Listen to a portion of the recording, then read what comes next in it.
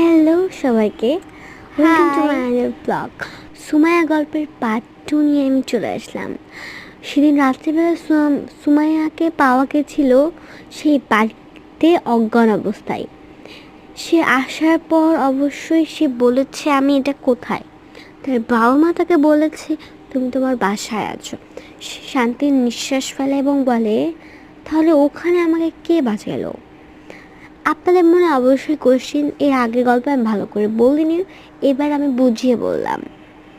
তখন সে তার মা তাকে বলল ওই বাসায় একটা মেয়ে থাকতো, সে মেয়েটা কষ্টে মারা গেছে এবং সুসাইড করেছে, সেই জন্য ওই বাড়িটা তারপর থেকে বন্ধ। বাড়িতে কেউ ভাড়া দেখে না, যেই যায় তার সাথে কোনো ঘটনা ঘটে।